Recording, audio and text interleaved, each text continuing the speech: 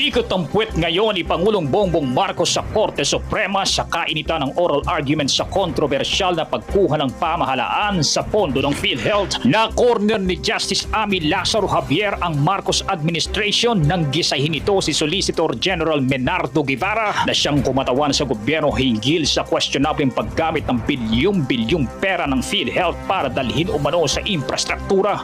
Ang mga proyektong sinasabi ng gobyerno tulay na hindi pa nasisimulan, right of way at maintenance ng mga kalsada na paulit-ulit na umanong napondohan mula sa National Budget o General Appropriations Act ang sinupalpal ni Javier sa mukha ni Guevara. It is a fact that money was taken, billions, in fact 89 billion, although a little was restrained by the government, by the Supreme Court. So that's the fact that billions of pesos were taken.